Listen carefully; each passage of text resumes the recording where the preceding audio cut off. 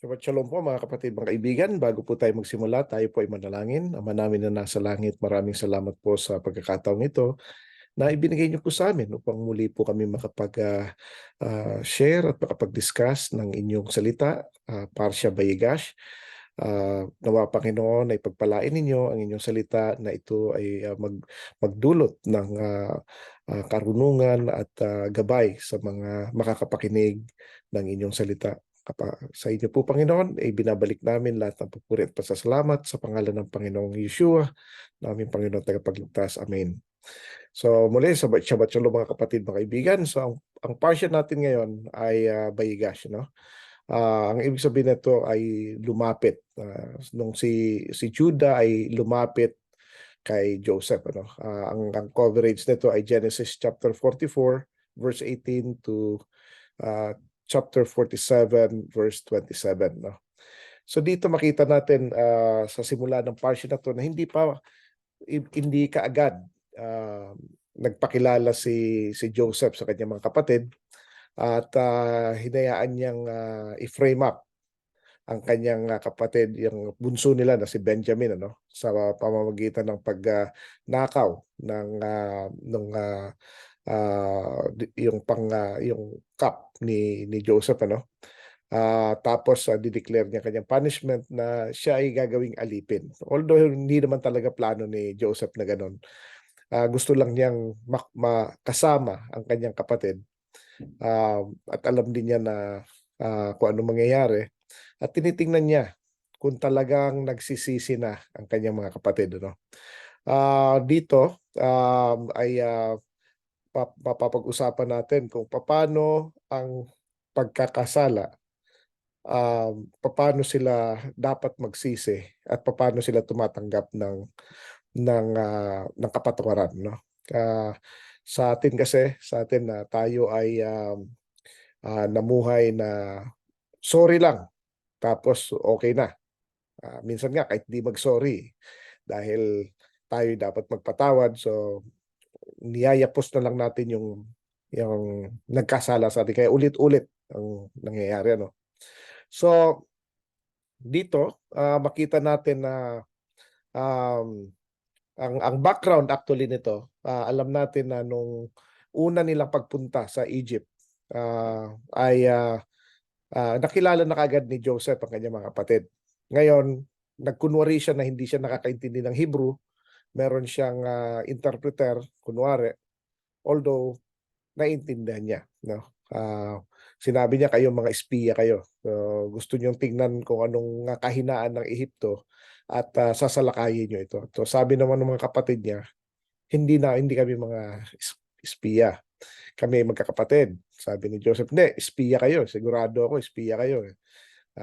So sabi nung ano, so nag-explain sila na kami ay 12 na magkakapatid, yung isa patay na, tapos yung bunso namin nasa tatay namin na ayaw niyang ano kasi siya yung kapatid nung namatay, sabi niya. Tapos kami yun nga, dahil na walang pagkain na sa Kanaan, at kami pinadala rito para bumili ng ano. Sabi niya, hindi, ano talaga kayo, espiya kayo, sabi niya. Pero ganun pa man, pinakain niya pa rin yung mga kapatid niya. Tapos binigyan niya pa rin ng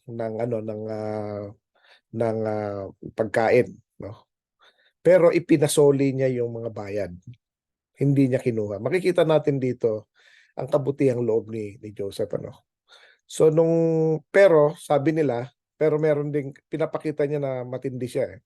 Sabi niya, kung talagang kayo ay hindi mga espiya, iiwan ko sa inyo yung isa. Kaya tinali niya si Simeon, no? Um, sa harap ng mga kapatid niya, tinali niya. Siya yung surety, warranty para bumalik. Kasi baka hindi bumalik, eh. So gusto niya bumalik yung mga kapatid niya. So at bakit si Simeon ang tinali?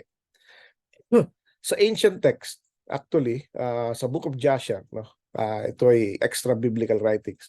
Actually, si Simeon ang nagtali kay Joseph nung siya ay nilagay sa balon, no? At ideya nila yon, nila ni Judah na ibenta si si uh, si Joseph, no? Instead na patayin. So Kaya si Simeon tinali sa harap ng mga kapatid tapos pinauwi. Pero ibinalik niya yung mga pera. Pero nung sabi sa ancient text, after that, pinakawalan din actually. Actually, trinato nga ng mga mahusay si Simeon eh. Kaya nagtataka sila. No? Pero siyempre, hindi alam ng mga kapatid. Nung umuwi sila, wala si Simeon, nakwento nila na ganun nga nangyari, na medyo malupit yung governor, next in rank sa Pharaoh, na pinagbintangan silang espiya, pero in-explain nga nila na hindi nga sila espiya, na meron sila isang kapatid na namatay na, si Joseph, at may bunso silang kapatid. Sabi ni Jacob, bakit nyo sinabi pa yan? Ayan tuloy, gustong makita yung kapatid nyo. Hindi ako papayag na mawala yung kapatid. Mamamatay ako, sabi niya. Ngayon, sabi ni Ruben, wala tayong mabibiling pagkain. Hindi tayo pagbibilan kasi hindi kami pwedeng bumalik na hindi kasama si Benjamin. Ngayon, sabi ni Ruben, kung gusto mo, pag hindi namin naibalik si Benjamin, patayin mo ang dalawa kong anak. Kasi mayroon dalawang anak si Ruben eh. Pero hindi napapayag si si Jacob. Bakit naman papatayin, di ba? Namatay na nga si Joseph eh. Papatay pa siya ng apo. So ba't niya papatayin, di ba? So hindi convincing yung na yun. Pero dumating sa point na naubos na yung pagkain. At sabi ni Jacob, bumalik kayo ron, bumili kayo ng pagkain. Sabi ni Ruben, kung pinabalik mo sana kami nung una pa, nakabalik na sana kami na ilang beses.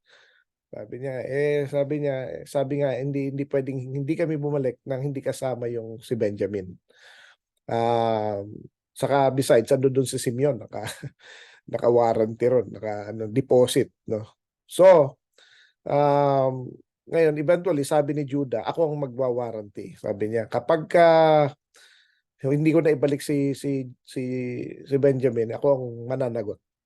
No? Siya mismo ang mananagot. Kaya actually dahil diyan sa declaration ni Judah, hanggang ngayon ang Benjamin ay nakasama sa tribe of Southern Kingdom. Nakasama sa tribe of Judah. Sila ang magkasama. So yung nahati ang kingdom ng Israel sa Northern and Southern Kingdom, yung Southern Kingdom ay composed ng Judah saka Benjamin. Yun So sila magkasama sa Southern Kingdom. Ang Northern Kingdom, yung 10 tribes. Ngayon, nung nawala na yung 10 tribes, kinuha na ng Assyria, naiwan ngayon yung Southern Kingdom. So Benjamin. So ang mga known na personality sa Benjamin, sa tribe of Benjamin, si Apostle Paul is from the tribe of Benjamin. No? So, pero kinukonsider niya sarili niya sa Jew.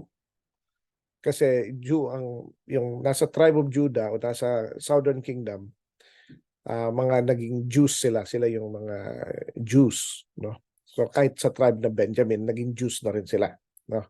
So, anyway, so sa madalit salita, sabi ni Jacob, kung mamamatay ako, mamamatay ako. Kung mawawala ako ng aking mga anak, wala na siyang magagawa ron. So, pinayagan na rin niya. So, eventually nga, ganun na nangyari, bumalik sila. Nakita nila, okay naman si Simeon. Sa ancient text actually, kinikwento ni Simeon na maganda treatment sa kanya. Tinakawalan din kaagad siya. No? Anyways, so, nung ando dun sila, pero bago sila pumunta, naging honest sila. Sabi niya, sinabihan nila yung administrator ni Joseph na nung pag-uwi namin, nakita namin yung mga binayad namin sa sack namin. Sinusoli namin, no? So ito po yung lesson sa atin na minsan kahit anong mangyari, dapat honest tayo, especially sa dealing sa pera. Minsan kasi testing, may mga testing. Actually, everything is a test. Mapa kahirapan, mapa kayamanan, kahit ano yan. It's always a test. So dapat tayo ay laging handa na maging tapat. No? Huwag tayong maging ganid o huwag tayong maging dishonest, no? Assuming na hindi, nakita ko nito, akin na to. No? Lagi nating i-reveal yung situation. Huwag tayong maging dishonest o maging greedy. No? Ngayon, sabi nung administrator, hindi, nakuha ko yung pera nyo. Wala kayong utang sa akin. Sabi niya, siguro yan, ibigay ng Panginoon ninyo. So, pero binalik nila, trinay nilang ibalik. No? So ano na nga, pinakawalan si Simeon, nag-meeting, nag-ano sila, kainan, 5 shares ang kay Benjamin. Tapos inarrange sila ng ayon sa kanilang yung edad, no? Kaya nagulat sila, no? Binigyan pa sila ng damit, pagkain and everything, no? Ganito po ang treatment ng gusto ng Panginoon sa ating mga kaaway o sa mga nakagawa sa atin ng kasamaan, ano? Na mahalin natin ang ating kaaway, no? So instead na pagbantaan natin sila or something, tinatrato natin sila ng mahusay. Pero sinusubukan pa rin. Hindi binibigay yung full ah, ano talaga na andiyan diyan na, no? Although sa puso ni Joseph ay wala siyang galit sa mga kapatid niya. Pero ang style lang niya, nagagalit-galitan lang kunwari. Kunwari matapang siya kasi hindi siya nagpapakilala, no? Um, pero sa puso niya talagang maano na siya, talagang hindi na niya kinakaya yung ano, pinipigilan lang niya sarili kasi dapat makita niya yung totoong pagsisisi ng kanyang mga kapatid, no? Nung bumalik na nga, sabi ni Joseph, "Bakit gano'n kayo? Trinato ko na kayo ng mahusay, tapos ninakawan niyo pa ako. Hindi niyo ba alam na malalaman at malalaman ko 'yan?" Sabi ni Judah, "Anong masasabi namin?" Eto 'no, mga kapatid, mga kaibigan ano, minsan, hindi naman talaga natin kasalanan. Pero, instead na patuloy nating i-defend ang sarili natin, minsan, i-embrace na lang natin yun. Although sasabihin pa rin natin pero ang side natin, pero 'wag na tayong yung magpalusot o i-depensa ng husto ang sarili 'no. I-embrace natin yung punishment kasi minsan dahil na rin 'yan sa, other things 'no. So sabi nila ito ay, siguro dahil sa ginawa natin kay Joseph. Nag-uusap-usap sila na ito na yun, ito na yung parusa sa atin, eh. So remember, si Joseph ay, na-imprison siya, nakulong siya ng 13 years. Naging alipin siya at nakulong siya ng 2 taon, mahigit 2 taon actually, nang wala naman siyang kasalanan. So sa 13 years na yon nag-suffer siya. Tapos, plus 7 years na nung naging administrator na siya, naging, assistant to the king, naging, prime minister siya, is 7 years.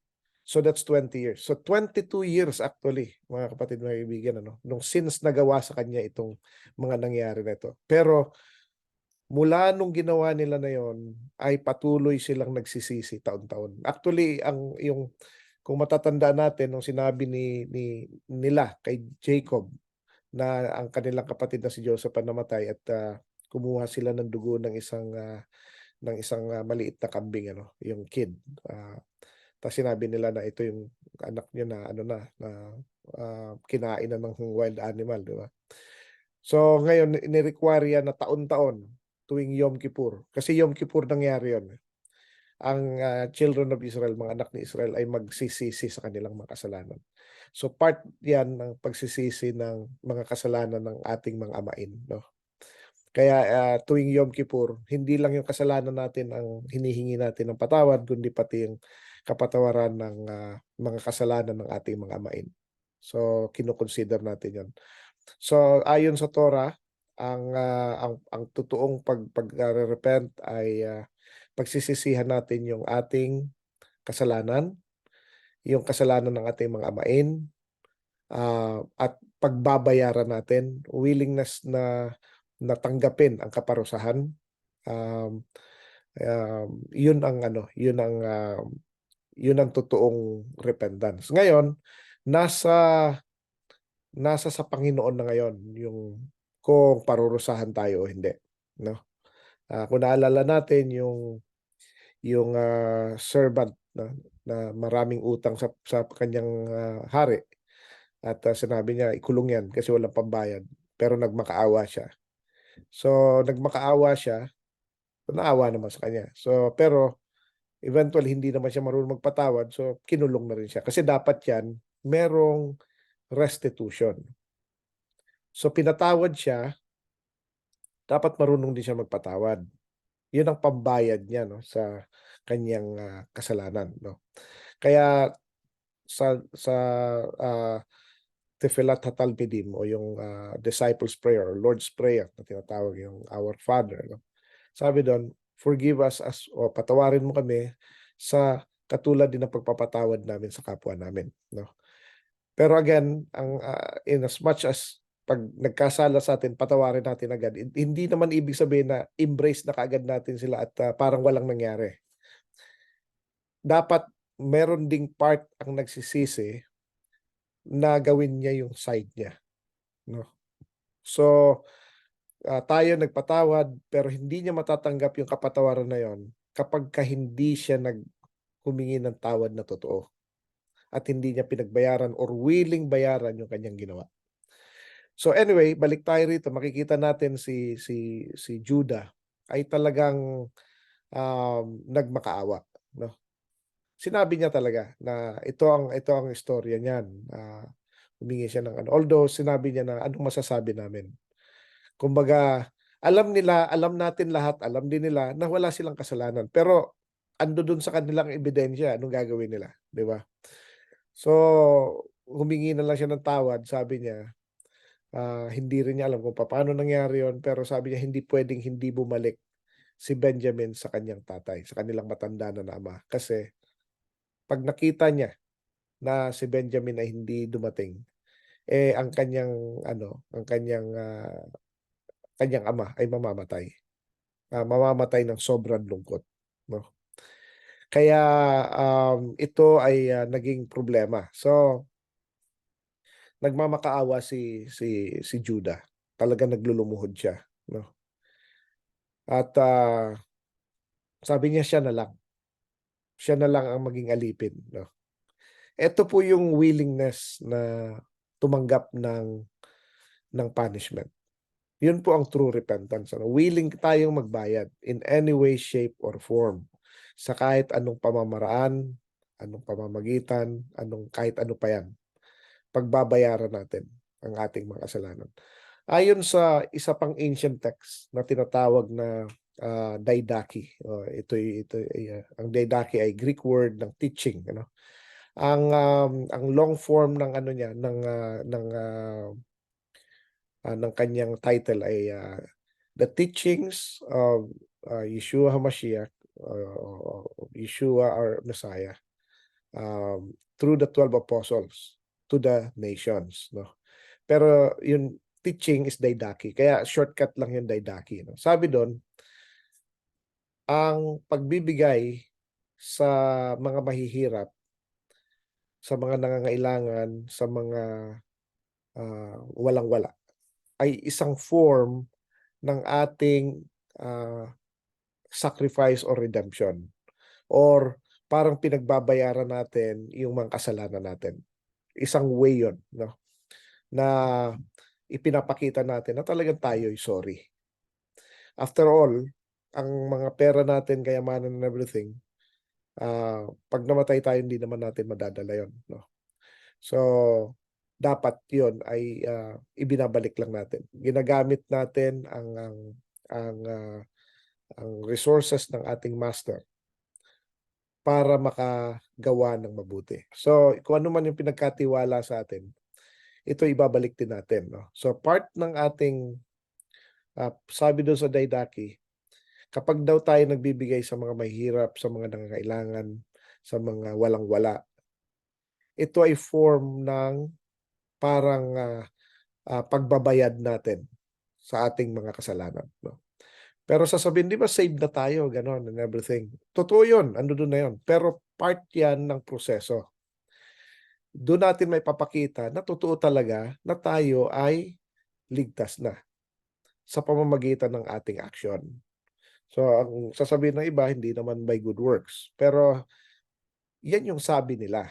Pero ang sabi ng Panginoong Yeshua, nung tinanong siya, papaano sabi nung isang mayaman na tao, sabi sa kanya, "Panginoon, papaano ako makakapasok sa langit?"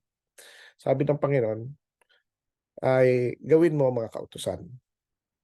So ang mga kautusan, ang tawag diyan sa Hebrew ay mitzvot o mitzvah, no? Um, Torah rin siya. Ito yung instructions. Pero yung pag ginagawa mo na yon, ang tawag doon ay mitzvah or doing the commandments. Or ang mitzvah ay it also means good works, no?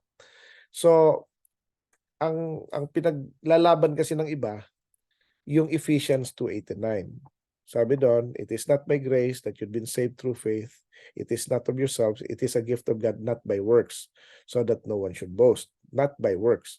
Pero sa verse 10, nakalagay doon that we should do good works as we were intended to do, for we are created in the image of the Messiah, that we should walk in them. So, gagawin natin yung good works. Ibig sabihin yung commandments, yung good works, no? So, maraming passages kahit sa Book of Isaiah, sa Psalms, sa Torah itself, no?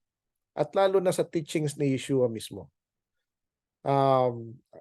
Isa na dito yung Matthew 25:31-46. Sa Judgment Day, ang hinahanap niya, sabi niya, doon sa mga sheep na nilagay niya sa kanyang kanang kamay, enter into my Father's kingdom, because when I was hungry, you fed me. When I was thirsty, nung ako'y nagugutom, pinakain niyo ako. Nung ako'y nauuhaw, pinainom niyo ako. Nung ako'y dayuhan, pinatuloy niyo ako. Nung ako'y hubad, binigyan niyo ako damit. Nung ako'y may sakit at nakakulong, dinalaw niyo ako. Sabi ng mga righteous people, kailan namin ginawa yan sa iyo, Panginoon? Sabi ng Panginoon, kapag ginawa niyo ito sa aking mga kapatid, parang ginawa niyo na ito sa akin. So, tayo po ay na-create sa image ng Messiah, ng Son of Man. Si Yeshua ay Son of Man. Yun ang title po niya, no? So, create tayo sa image ni Yeshua kasi alam natin siya ang creator, no? Sa utos ng kanyang ama, na ating ama. So, create tayo sa image ni Yeshua. Pero si Yeshua, kamukha rin niya ang ama. So, kamukha din natin ang ama. So, tayo'y tinatawag ng Panginoon many times as mga brethren, mga kapatid, no? So, kapag ginawa natin to sa kapwa-tao natin, na create sa image ng Panginoong Yeshua, ay ginawa na rin natin ito sa Kanya. So, in the same way, kapag dinugas natin ang kapwa natin o minaltrato natin o kung anong ginawa nating masama, parang ganun din ang ginawa natin sa Panginoong Yeshua. So, maging careful tayo, no? Dapat ano doon yung fruit of the spirit, no? Yung kindness, yung goodness. So start mula doon sa pagmamahal, love, joy, peace, yung patience, yung pagpapasensya, no? Kindness, yung kabutihan, yung goodness, yung kabutihang loob, yung kindness is kabaitan, goodness is kabutihan, no? Kabaitan, so mabait tayo, tas mabuti tayo, goodness. So saka ano dun yung mahaba ang pasensya natin, long suffering, self-control, na pinipigilan natin ang sarili natin. Ito yung mga fruit of the spirit, no? Dapat dito tayo nag-grow tayo rito. Habang natututo tayo sa salita ng Panginoon, dapat mas mabait tayo kumpara sa iba. Dapat mas mabuti tayo kumpara sa iba. Mas mapagpasensya tayo kumpara sa iba. Mas mapagmahal tayo kumpara sa iba. Mas mahaba ang pasensya natin kaysa sa iba. Dahil dito nasusubukan yung ano natin, yung para saan ba lahat ito, di ba? Marami kang alam sa doktrina, marami kang pero kung hindi ka naman mabait, what's the point? Kung hindi ka naman mabuti, what's the point? Kung hindi ka mapagpasensya, what's the point, di ba? So si Joseph, hindi siya nagbago. Sabi nga niya, pareho pa rin siya, ako pa rin to, sabi niya nung niyakap niya. Iyakin pa rin si Joseph. Hari na siya pero iyakin pa rin. Mula nun, iyakin hanggang iyakin pa rin. Pero kasi very truthful si Joseph. Hindi siya mapagmataas. Kaya mahal siya ng mga tao niya. Mahal siya ng mga servants niya. Very loyal sa kanya kasi napakabuting tao niya. Mahal din siya ng Pharaoh. Kaya lahat ng mahal ni Joseph, mahal din ng Pharaoh. Kasi napakabuting tao ni Joseph, no? Yun ang gagayahin natin. Hindi yung masamang tao si ganito pero pinatawad siya kaya hindi ganoon, Dapat hahanapin natin ano ba yung ikinalugod ng Panginoon sa mga taong ito. Bakit napaka-ano niya, makita natin maski ang mga anak ni Jacob na may nakagawa sila ng kasalanan pero pinagsisihan nila yon. For 22 years, pinagsisisihan nila hanggang nakita nila si Joseph. Actually, pag binasa natin hanggang towards the end ng Genesis, patay na si Jacob and everything, nagsisisi pa rin sila. Hindi tumitigil ang pagsisisi. Kapag nakagawa tayo ng kamalian sa kapwa, hindi natatapos yung pagsisisi na yun. Dapat tuloy-tuloy yun. Para hindi na natin ulitin. Lagi nating i-remind, teka, ginawa ko na to. Patawarin mo. Nag-sorry ka na. Hindi, magsusorry pa rin ako kasi nagawa ko to. No? Meron nga nung Yom Kippur, meron akong, may nagawan ako ng mali. So nag-sorry ulit ako. Sabi niya, ilang beses ka ba kailangan mag-sorry? Di ba? Sabi ko, it's time of year na kailangan mag-sorry. Even if I have to say sorry 1,000 times, I'll do it. Kasi nakagawa ako ng mali. So, lagi naman ako pinapatawad. So, which is good, no? Pero ito po yung tamang approach. And hindi lang po nagtatapos dun sa pagsusorry, kundi dapat may ginagawa tayo. Anong ginawa natin? Anong willingness natin na gawin, ibibigay natin sa kapwa natin or sa iba? Kung wala na yung napagawa natin or ayaw tanggapin yung ano natin, ibigay natin sa iba. Part po yun ng pagsisisi natin. Makita natin dito na very humble si Judah. Hindi siya mayabang, hindi siya mapagmatigas. Kung kilala natin si Judah, pag tiningnan natin sa Book of Joshua, yung ancient text, napakalakas ni Judah. Pwede siyang magwala ron, kayang-kaya niyang patayin yung mga gwardiya ni Joseph eh. Pero hindi yun ang ano nila. Alam nila guilty sila eh. So, kahit gaano ka kataas, gaano ka kalakas, gaano ka katalino, gaano ka kagaling, dapat pagpakumbaba ka sa taong pinagkasalaan mo. Nagkasala ka, you have to stoop down. Dapat magbababang loob. Huwag ka magmamataas kasi nagkamali ka na nga eh. So, ang kailangan mo yung forgiveness. Hindi mo pwedeng ipuwersa yung kapatawaran, no? Doon sa ano na dapat patawarin, no? Dapat patawarin mo, hindi ka patatawarin ng Panginoon. Hindi ganoon, no? Tapos isa sa mga gusto ko ring ibanggitin dito na although hindi kasama ng topic na to, gusto ko lang ipaalala kasi may miss tayo na miss tayo na Parsha yung last week na kung saan ay during the time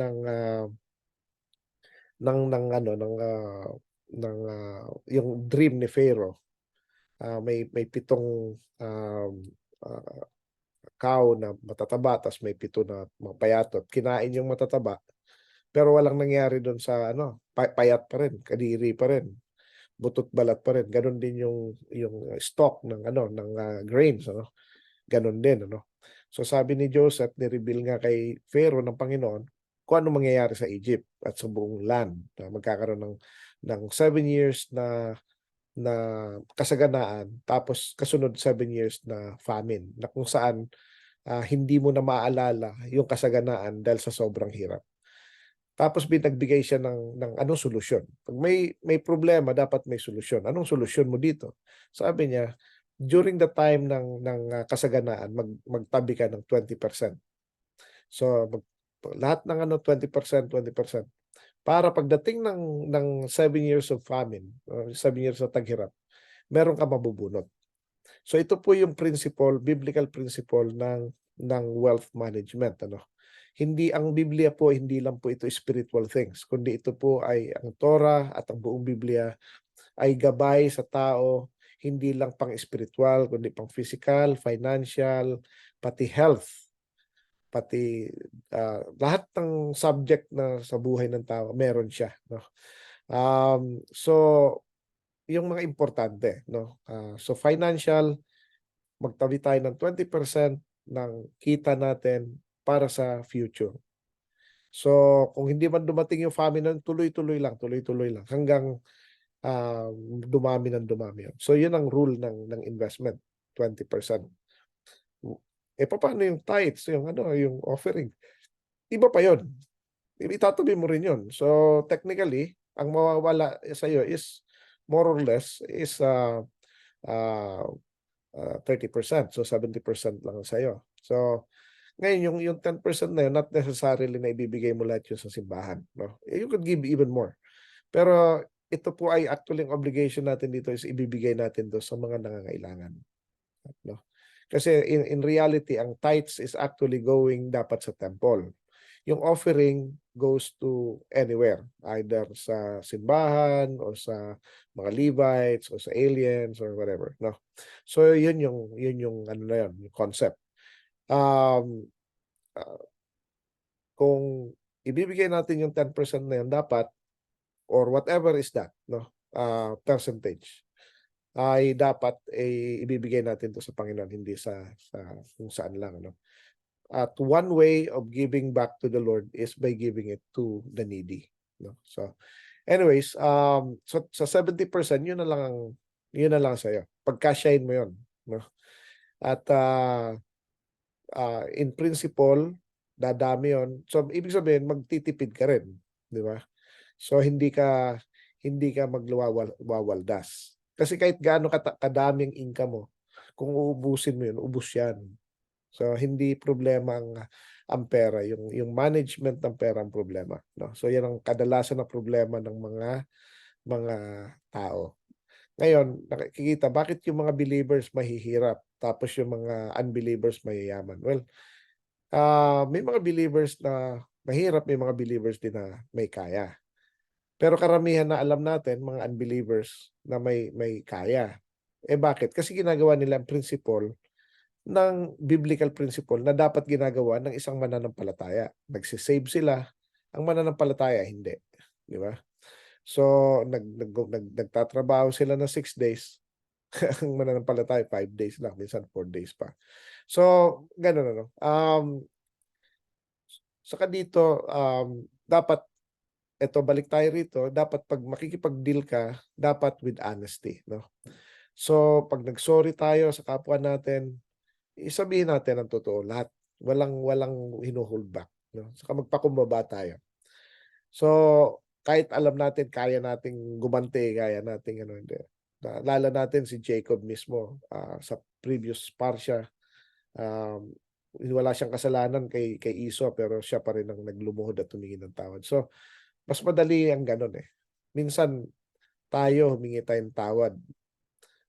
Mabanggit ko na rin 'to, meron akong isang, ah, taong, nagkasala sa'kin dahil sa, may ginawa siya sa'kin. Pero matagal hindi hindi kami nagkakausap. Nung Yom Kippur, ako na nag-sorry. Sabi ko, "Kung ano man ang nagawa ko sa'yo, sorry." Oo. So, nag-sorry rin siya tuloy at ngayon ano na, nagme-message na konti-konti, 'no. So, minsan maigi pa yung tayo yung una, 'no. Ngayon si Jacob naman, si Joseph naman in his case, talagang siya yung inapi talaga. So, hinahayaan niya. Despite na ginawa sa kanya yun, in-entertain niya pa rin yung mga kapatid niya, hindi siya gumanti and all. Binigyan niya ng chance na makapag-repent. Hindi yung, bigla na lang niyapos, ano. Pero nung hindi na niya mapigilan ang sarili niya, bumigay na, umiyak na siya, niyakap na niya yung mga kapatid niya. Sabi niya, "Ako si Joseph, buhay ako," sabi niya. "Ako yung kapatid niyo," sabi niya. "Huwag kayong mag-alala, hindi ako gaganti kasi ang Panginoon mismo ang nagdala sa akin dito. Pinauna niya ako para mailigtas ko kayo." So, minsan kaya ang sabi nga ni Apostol Pablo sa kanyang, isa sa mga epistles niya, sabi niya, "All things work together for good of those who love God, who are called according to His purpose." So, lahat nangyayari 'to kasi ang kaduluduluhan niyan ay ikabubuti. Pero para sa mga nagmamahal sa Panginoon na ginagawa kung anong inutos sa kanila ng Panginoon. Ang mga nagmamahal sa Panginoon, hindi yung nagsasabi ng I love you, Lord. Kundi sabi ng Panginoong Yeshua sa John 14:15, "Kung mahal niyo ako, gawin yung aking mga kautusan." Ang Torah po ay kautusan ng Panginoong Yeshua. Siya po ay hindi nagsimula ang kanyang buhay nung New Testament, hindi po. Si Yeshua po ay nag-exist bago po nagsimula ang mundo, 'no. Siya po ang kausap ni Moses. Siya ang nagbigay ng law kay Moses. Kaya ang Torah po ay kanyang kautusan. Sabi niya, "Kung mahal niyo ako, gawin niyo ang aking mga utos," 'no. So, I hope and pray na ang Parsha Bayagash ay nagbigay sa atin ng, kahit papaano, aral na matutunan natin, na maisabuhay natin ito. At, again, ang knowledge ay useless, ang, kaalaman ay walang kuwenta kung hindi natin ito gagawin. So, kung ano man ang natutunan natin o naalala natin o na-revive ano, maaaring alam na natin 'to dati nakalimutan, ngayon na-revive ulit, gawin po natin. Kasi 'pag hindi natin ginawa makakalimutan natin ulit. So, iplano natin na gawin natin ang dapat gawin, gumawa tayo ng mabuti, para sa Panginoon sa pamamagitan ng pagsunod ng kanyang mga utos. At tayo po ay manalangin. Ama namin na nasa langit, maraming salamat po sa inyong, ah, salita, sa inyong, istorya sa Book of Genesis, Bereshit. Sa istorya ni Joseph at ang kanyang mga kapatid na kung papaano ang mga kapatid niya nagsumamo at nagpakumbaba dahil sila ay may kasalanan na naitatago at kung papaano naman si Joseph ay nag-iintay na mapatawad yung mga kapatid niya. Ngunit, tinestingan niya, sinubukan niya muna at, pero, sa huli ay talagang niyakap niya ito at pinatawad binigyan niya ng kapatawaran, ang kanyang mga kapatid na nagbigay sa kanya ng, ah, pahirap for 22 years. Um, Panginoon, salamat po sa inyong, Parsha Bayigash at nawa ito ay manatili sa puso ng, bawat isa at, maisabuhay namin ang inyong salita. Binabalik po namin sa inyo lahat ng papuri at pasasalamat sa pangalan ng aming Panginoong Yeshua. Amen. Shabbat shalom at, magandang araw sa inyo lahat.